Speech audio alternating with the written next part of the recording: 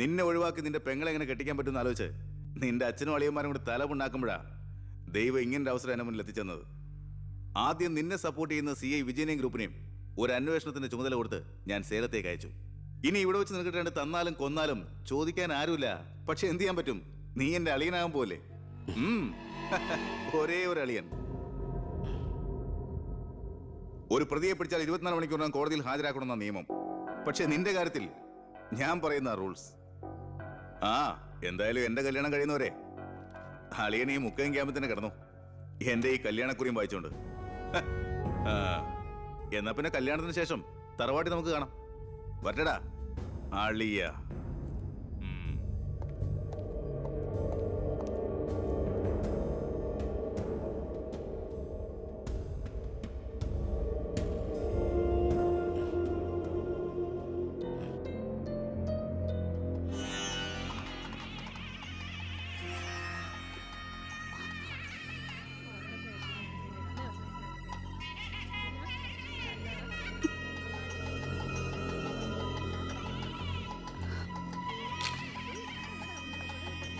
ഇതുവരെ റെഡി ആയില്ലേ?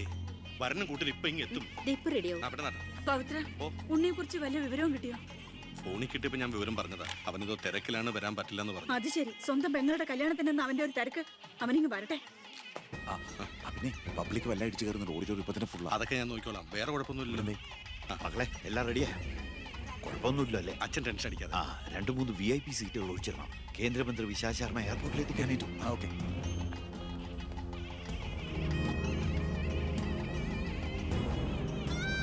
മോളെ,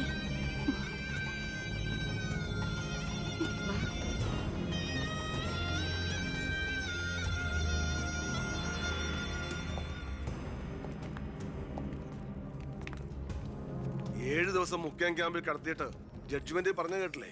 ഇന്നലെ ഉച്ചയ്ക്ക് കസ്റ്റഡിയിലെടുത്താണെന്ന്. എന്തായാലും FIR ശിക്ഷ ഇളവ് കിട്ടാനുള്ള ചാർജേ ഉള്ളൂ. നിന്നെ ഒഴിവാക്കി നിന്റെ പെങ്ങളുടെ കല്യാണം നടത്താനുള്ള തന്ത്രമായിരുന്നു അതിന് പിന്നിൽ. അത് വെറും കല്യാണമായിരുന്നില്ല.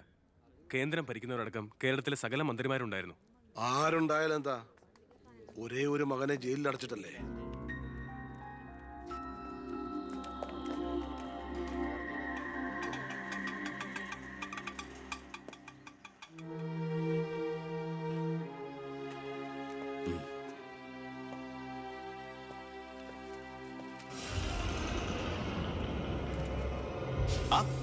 ഇതാര്? അളിയോ?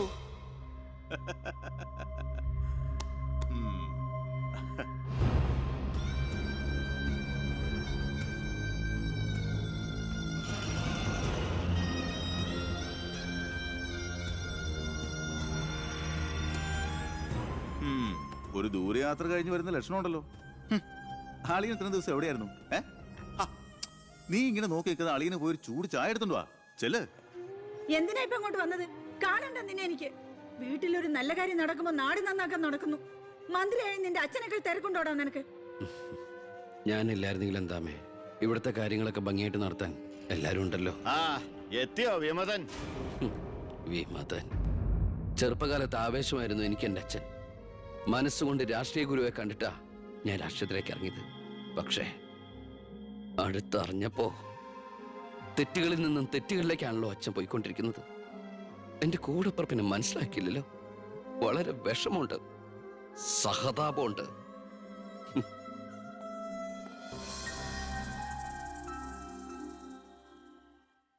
കൂട്ടക്കൊല നടന്നതിന്റെ പിറ്റേന്ന് മൈതാനത്തിലെത്തിയ ഭഗത് സിംഗിന് അവിടുത്തെ കാഴ്ചകൾ കണ്ട് സഹിക്കാൻ പറ്റില്ല. ചോര പുരണ്ട ഒരു പിടി മണ്ണ് കയ്യിലെടുത്ത് ആ ബാലൻ പ്രതിജ്ഞ ചെയ്തു, ഞാൻ എന്നെ തന്നെ രാജ്യത്തിനായി സമർപ്പിക്കുന്നു. എന്താ അവിടെ നോക്കട്ടെ? എവിടുന്നത് ചോദിച്ചാടില്ലേ? അന്ന് കണക്ക് സാറിനെ വെട്ടിക്കൊല്ലാൻ വന്നില്ലേ, അയാളുടെ കയ്യിൽ നിന്ന് തെറിച്ചു പോയതാ. സർ, ഇതാണ് ആ ഫോൺ. പ്രസാദ് കൊല്ലപ്പെട്ട സമയത്ത് പ്രതിയിൽ നിന്ന് നഷ്ടപ്പെട്ടതാണത്. സർ, പ്രസാദ് കൊല ചെയ്യപ്പെടുന്നതിന് മുമ്പ് ഈ ഫോണിൽ നിന്നുള്ള ലാസ്റ്റ് ഔട്ട് ഗോയിങ് കോള് മന്ത്രി ബാലഗംഗാധരന്റെ ഫോണിലേക്കായിരുന്നു. റിമാൻഡിൽ കഴിയുന്ന പ്രതിയെ വീണ്ടും ചോദ്യം ചെയ്തപ്പോ മന്ത്രിയുടെ പങ്കിനെ കുറിച്ച് വ്യക്തമായ സൂചന ലഭിച്ചിട്ടുണ്ട് സർ. അത് മാത്രമല്ല സർ, മണിമലയാർ ഡാം അഴിമതി കേസിൽ 2 വട്ടം നോട്ടീസ് അയച്ചിട്ടും മേനോ ഹാജരായിട്ടില്ല. തനിക്കിതൊന്നും ബാധമല്ല എന്ന മട്ട മേനോനുള്ളത്. ഇപ്പൊ വാറണ്ട് ഇഷ്യൂ ചെയ്തിട്ടുണ്ട്. എങ്ങനെയാണോ തന്റെ അച്ഛനെ ഇതിൽ നിന്നൊന്ന് രക്ഷപ്പെടുത്തിയെടുക്കുക? അച്ഛൻ ശിക്ഷിക്കപ്പെടണമെന്ന് ലോകത്ത് ഒരു മകനും ആഗ്രഹിക്കില്ല, ഞാനും. പക്ഷെ ആര് കുറ്റം ചെയ്താലും ശിക്ഷിക്കപ്പെടണം സാർ, പ്രത്യേകിച്ച് ജനങ്ങൾക്ക് മാതൃകയാകേണ്ടവർ. ശിക്ഷയിൽ നിന്ന് രക്ഷപ്പെടുമ്പോഴാണ് വീണ്ടും വീണ്ടും തെറ്റുകൾ ചെയ്യാനുള്ള ആത്മധൈര്യം കൂടുന്നത്. ഇത് അച്ഛനെ രക്ഷപ്പെടുത്തലായി നമുക്ക് കണക്കാക്കാം. തെറ്റുകൾ തിരുത്താനും പശ്ചാത്തപിക്കാനുള്ള ഒരു അവസരം. ഒരുപക്ഷെ ഇതിലൂടെ ഒരു മനമാറ്റ അച്ഛനുണ്ടായാൽ. അല്ലേ സാർ? കൂടുതലൊന്നും ഇക്കാര്യത്തിൽ എനിക്ക് പറയാനില്ല.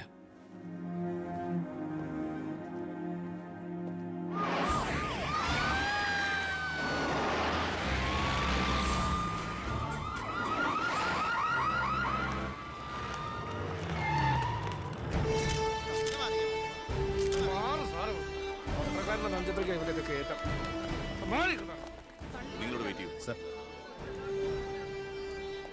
അച്ഛാ, ഹർഷം വരുന്നു. അച്ഛാ, ആ മുഖ്യമന്ത്രിയുടെ ഓർഡർ കൈ കിട്ടി അല്ലേ? അച്ഛനെ അറസ്റ്റ് ചെയ്യാൻ മരുമകന് ഡ്യൂട്ടി. അവറാച്ചൻ കളിക്കട്ടോ, കളി അവിടെ വരെ പോകുന്ന കാണാം നമുക്ക്. അച്ഛനെ കോടതിയിലേക്ക് കൊണ്ടുപോയാൽ മതി. ജാമ്യത്തിനുള്ള ഏർപ്പാടൊക്കെ ഞാൻ ചെയ്തിട്ടുണ്ട്. വക്കീലുമായി ജോസ്പേട്ടൻ കോടതി വെയിറ്റ് ചെയ്യാ. നീ എങ്ങനെ എന്നെ കൊണ്ടുപോകുന്നത്? കാറിൽ ഫോളോ ചെയ്താൽ മതി. കാറിലോ? എന്റെ പട്ടി വരും. പോലീസ് ജീപ്പിന്റെ പിന്നിലിട്ട് തന്നെ എന്നെ കൊണ്ടുപോകണം. അതിനു മുമ്പ് ഈ മുറ്റത്തിട്ട് എന്നെ തല്ലി ചതയ്ക്കണം, മുടുമുണ്ട് വലിച്ചു പറിക്കണം. ആ പിന്നെ പത്രക്കാരോ ചാനലുകാരോ ചോദിച്ചു കഴിഞ്ഞാൽ മുഖ്യന്റെ സ്പെഷ്യൽ ഓർഡർ ആണെന്നൊക്കെ പറഞ്ഞേക്കണം. ഇതൊന്നും നീ ചെയ്യണ്ട, പോലീസുകാരെ കൊണ്ട് ചെയ്യിച്ചാൽ മതി. അയ്യോ, ഓ, ഇത് മുഖ്യമന്ത്രിയെ താഴെ ഇറക്കാനുള്ള കുശാഗ്രവതി ഇല്ലേ? എന്റെ പൊന്നെ, ഞാൻ എന്തുവായി കേൾക്കുന്നേ? ഗുരു എന്നെ ഒന്ന് അനുഗ്രഹിച്ചാട്ടെ. ആ അനുഗ്രഹമൊക്കെ അവനോട് വാങ്ങിച്ചാൽ ബുദ്ധി. കാര്യങ്ങളൊക്കെ നമ്മുടെ പോലീസുകാരോടൊന്ന് പറഞ്ഞേക്കാം. ജയ്,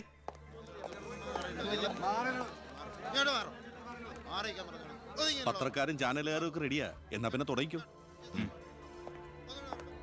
നടക്കണം സാർ. പിടിച്ച് തള്ളണോ?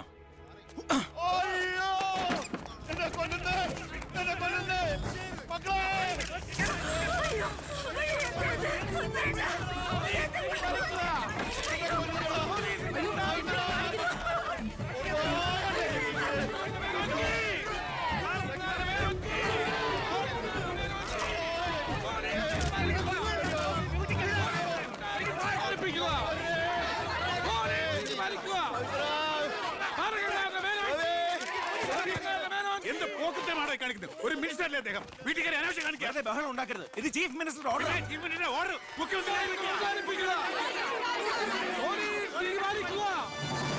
നമസ്കാരം. പ്രധാന വാർത്തകൾ. മന്ത്രി ബാലഗംഗാധര മേനോന്റെ അറസ്റ്റിൽ പ്രതിഷേധിച്ച് കേരളത്തിൽ പലയിടങ്ങളിലും അക്രമങ്ങൾ.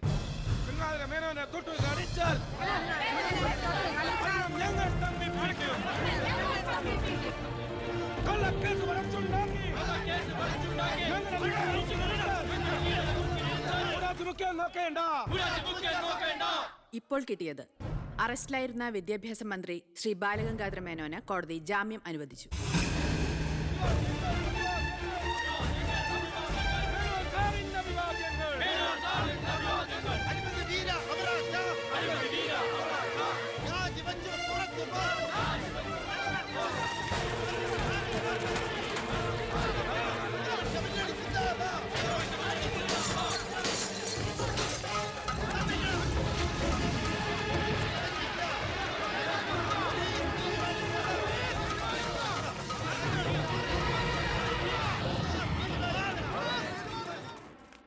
എടോ മേന്നെ, എന്നെ താഴെ ഇറക്കാൻ താൻ കളിച്ച കളി വളരെ ചീപ്പായി പോയി.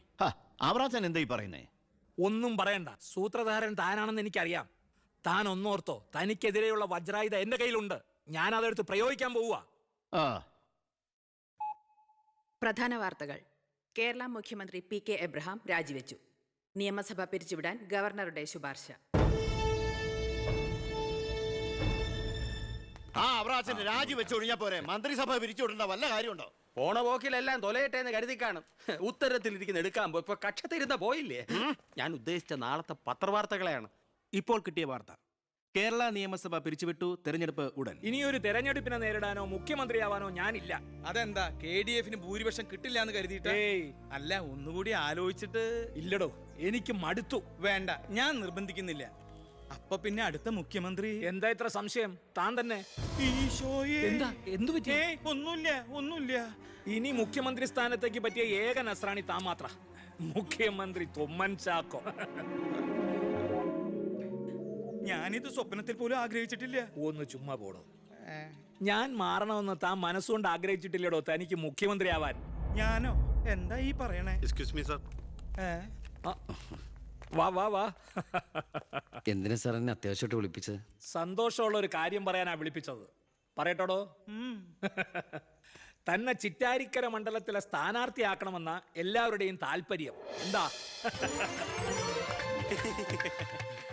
അപ്പൊ അച്ഛൻ? എടോ, മേനോന്റെ പേരിൽ അഴിമതി ആരോപണവും കേസും ഒക്കെ ഉള്ള നിലയ്ക്ക് 8 നിലയിൽ പൊട്ടുമെന്ന കാര്യത്തിൽ സംശയമില്ല.